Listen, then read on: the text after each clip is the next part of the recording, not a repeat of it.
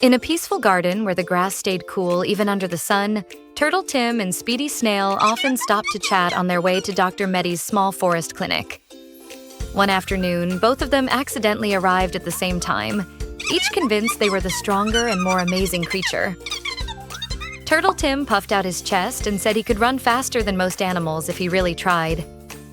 Speedy Snail giggled and claimed he once won a running contest so long ago that nobody could even remember the rules. Their friendly teasing slowly turned into a little challenge, and soon they both insisted on having a competition to prove who was truly better. Dr. Medi, who had just stepped out of her clinic with her gentle smile, tried to calm them down, but the two animals were already too excited to stop. They decided the first challenge would be a race. Turtle Tim took a deep breath, saying he once outran a rabbit in an old story. Speedy Snail wiggled proudly and said stories don't count because real snails can do surprising things. When the race began, both of them tried their absolute best, moving with all their strength, but neither of them actually went very far. Medi watched with her warm brown eyes and a soft laugh, gently reminding them that racing was not really the best measure of strength. Still, they went on to the next challenge, a hunger test. Turtle Tim tucked all his limbs inside his shell and announced he could stay inside without food for years. Speedy Snail grinned and told him that some snails had survived even longer, resting quietly without drying out. Turtle Tim sighed, realizing he had lost again, but he wanted one more chance. He told Speedy Snail that he could hide inside his shell for a whole year without drinking water.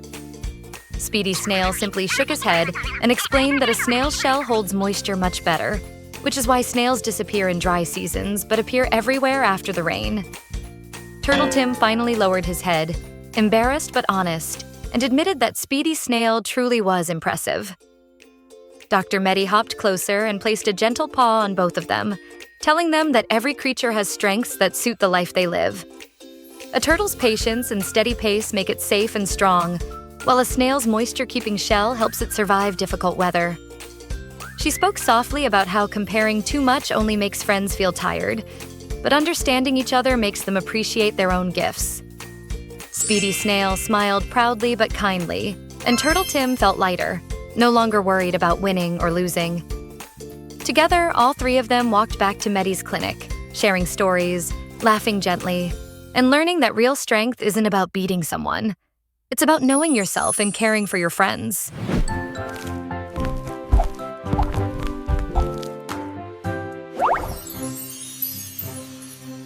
Once in a bright little kingdom full of lanterns and sweet smells from the bakeries, there lived a king who loved helping people so much that he forgot to save anything for himself. He gave coins to families who had no home. He bought warm blankets for children in winter, and he even paid for medicines when someone got sick. One day, after years of giving and giving, he reached into his treasure chest and found only 5 silver coins left. The other nobles, who once praised him, suddenly whispered that a king with almost no money must not be a real king at all. So they pushed him away from the palace, and the kind king found himself walking along the quiet forest road with nothing but the dust on his clothes and the soft clinking of those 5 coins. Medi was traveling through the same forest that afternoon, carrying a small doctor's bag full of bandages and snacks. Medi loved checking on villagers far from the city. As the breeze brushed the leaves, Medi saw the man sitting on a stone, head down, shoulders drooping. His clothes looked royal but worn, and his hands trembled slightly from hunger. Medi sat beside him gently. "Did something heavy happen to your heart today?" Medi asked softly. The man nodded and told the whole story. How he tried to help everyone, how he had nothing left, and how the people he trusted most turned their backs on him. Medi listened without interrupting, only giving small nods and warm eyes that told him he wasn't alone. Just as the man finished speaking, an old woman walked slowly toward them, leaning on her wooden stick. Her steps were tiny, careful, and full of years. She whispered, "Dear ones, could either of you spare a coin? I haven't eaten since yesterday." The man looked at his last 5 coins. He swallowed hard. Medi saw the moment of hesitation, the tiny flicker of fear, the memory of everything he had lost. But then the man sighed kindly and pressed all 5 coins into her hands. You need them more than I do," he said. The old woman smiled and something sparkled in her eyes. Her fingers curled around the coins, and suddenly the silver shimmered like tiny stars melting into sunlight. The coins changed into 5 gold pieces, glowing warm and bright. Then she opened a little silver pouch decorated with glittering threads and placed the 5 gold coins inside. She gave the pouch to the man. "This will never run empty," she said softly. "No matter how much you spend, it will always hold 5 gold coins. But you must promise to be both kind and clever from now on." Before Medi or the man could speak, a gentle cloud of white mist swirled around her, and when it faded, she was gone. The man stared at the pouch with trembling hands. Medi placed a soft paw on his arm. "Kindness brought this gift to you," Medi whispered. "Now use it wisely. Heal your people, but also protect yourself." With new courage, the man stood straighter. Maybe I can return home one day," he said.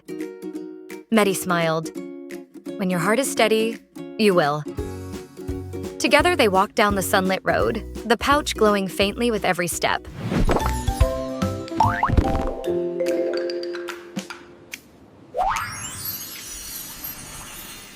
Long ago, in a hilly village surrounded by quiet forests, there were no donkeys at all. So when a traveler brought a gentle mountain donkey into the valley, everyone stared at it like it was a strange visitor from another world.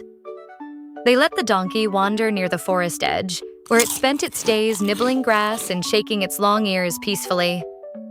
Dr. Medi happened to be visiting the village to check on children who often caught colds in the cool mountain wind, and while walking along the forest path, Medi noticed something very unusual. A tiger hiding behind a bush, pressing its huge body low to the ground, staring at the harmless donkey with wide, confused eyes. Medi stayed very still, watching the tiger's fear rather than its strength, noticing how the tiger tilted its head the same way a child does when something makes no sense. The tiger had never seen a donkey before. It had no idea whether this round-bellied, long-eared creature was powerful, magical, dangerous, or something in between. For several days, the tiger crept close, then backed away, too afraid to test the unknown. Medi quietly followed from afar, making sure no one got hurt. One morning, the tiger finally stepped out in front of the donkey. The donkey lifted its head and let out a loud, startled bray that echoed across the forest like a broken trumpet. The tiger leapt backward, heart pounding, certain for a moment that the strange animal might have hidden powers. It ran so fast its paws kicked up leaves. Medi gently placed a paw over their mouth to keep from giggling, because nothing about the donkey was dangerous except perhaps its loud voice. Over the next few days, the tiger returned again and again, watching the donkey closely.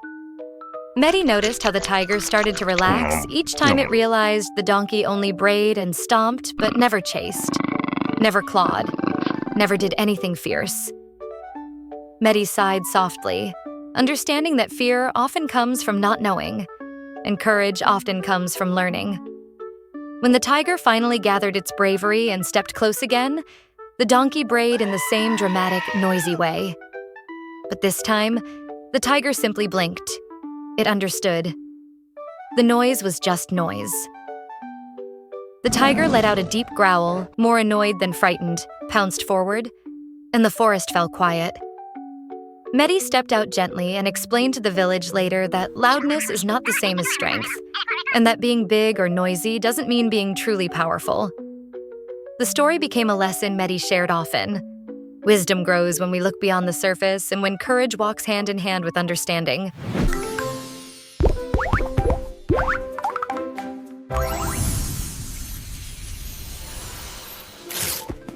Don't forget to subscribe to Dr. Medi. We still have many stories to tell.